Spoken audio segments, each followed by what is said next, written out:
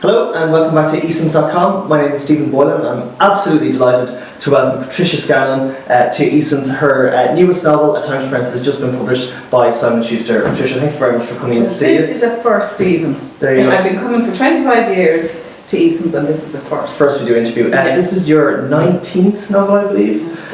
That's it. And congratulations, it's incredible. What continues to motivate you and inspire you to write? Well, I really have the most lovely readers, the best readers in the universe. They write to me, they come out and meet me at the signing sessions, and I know they enjoy the books. And that's a great thrill for a writer.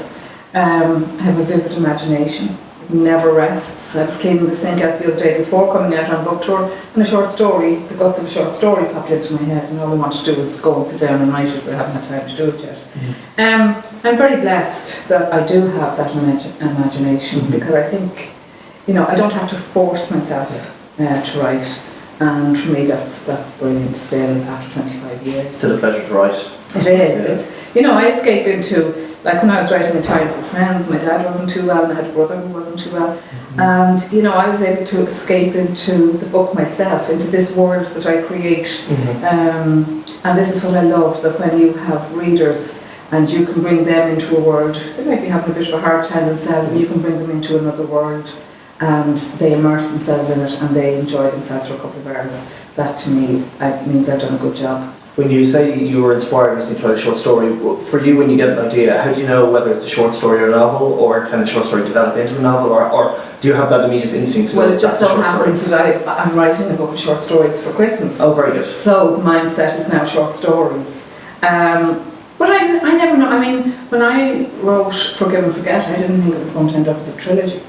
I saw a letter in a paper from an agony aunt, or to an agony aunt, from this woman who she was getting married and she didn't want her father at the wedding because he had left herself and her mother when she was very young. She was absolutely adamant she didn't want him, even though he was paying for the wedding.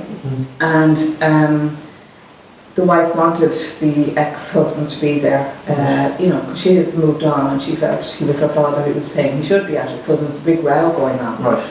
And I put that in the back of my head and I said, that's a meaty subject. And that meaty subject turned into 3 books. So I never know until I sit down. This one ended up, A Time for Friends ended up at 160,000 words. Usually I'm about 120 to 130.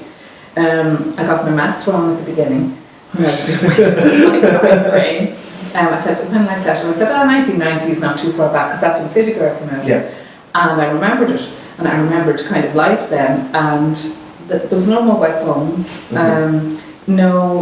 going to a beauty parlour was just a big expensive treat, not what we take for granted like these days. And then I was writing about the characters, and it suddenly dawned on me, oh my God, these women are going to be in their 50s by the time we get up to the present time, and the mothers are going to be in their 80s, and so it ended up kind of as a broad-ranging book. Yeah. But I enjoyed it. It was meant to be the book it is. Fantastic. Tell us a little bit about the story. I was kind of given the idea to write this by a quote that I'd seen.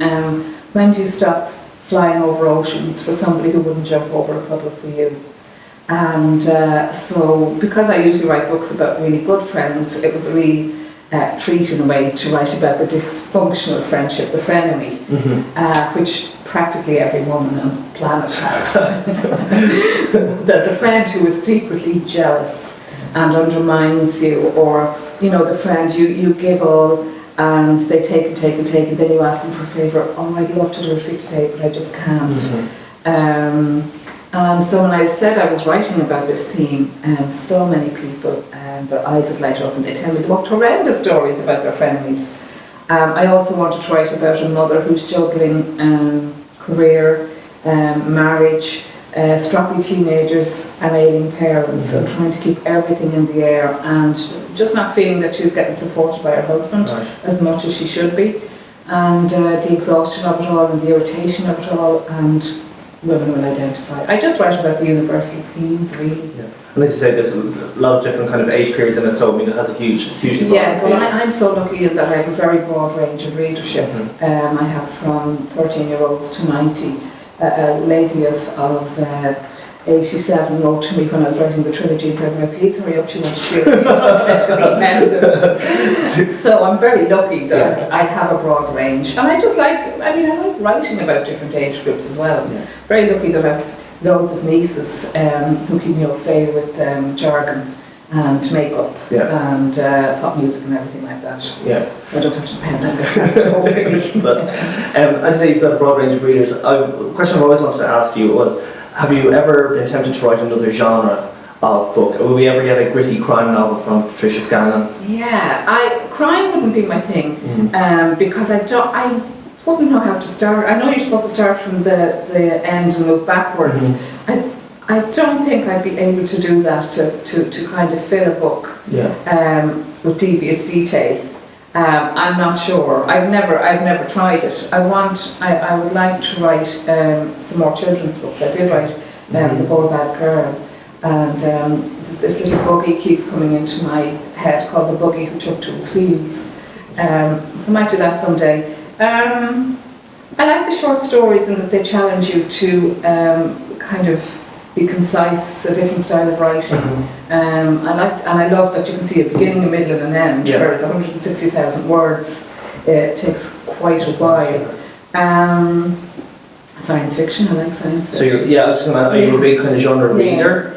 Not so much as writer, maybe? I used to read a lot of science fiction. Right. I like crime thrillers. I like, the Dan Brown type of thrillery thing. But I don't get a huge amount of time to read now. I'm time poor, like a lot of women out there. And the greatest luxury for me is to sit out. I can't read in my house because I feel I should be at work in my office. If the sun is shining, I take a book outside, and that was a real treat. Somebody else's book.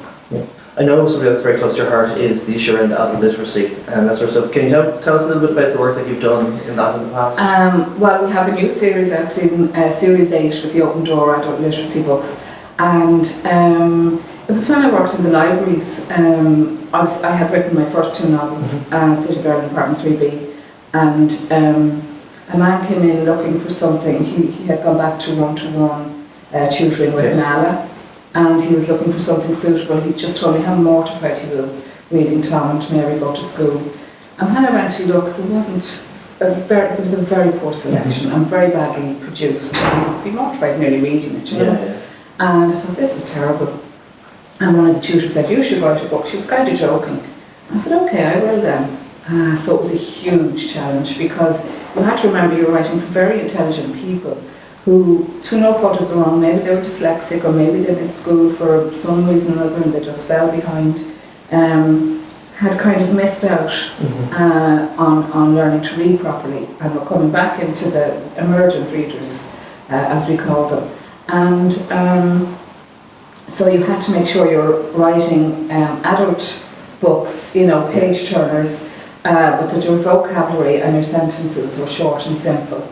And that they were visually easy to read, So that was a great challenge, and but it took me about a year and a half to do it, and I was very nervous giving it to Nala. I was more nervous than giving any of my larger novels, but they were delighted with it. Right.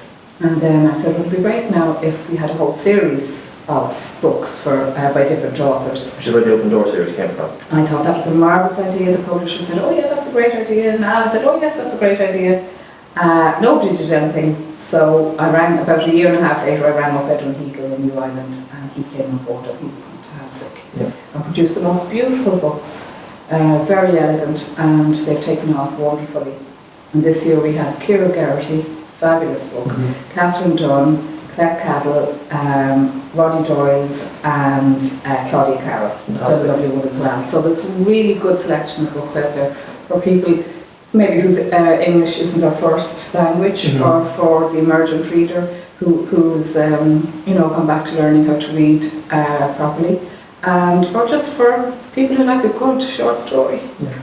Fantastic, it's a great initiative. One last question. I always ask, what's next on your bedside table? What's next for you to read? For me to read, David Mitchell's, I think. Oh, what's? Yes. Yeah, fantastic. Yes, I'm looking for. I think he's great, but it might be a while yet. Because, on Facebook people are saying to me, I really enjoyed the Time for Friends, have you started the next one?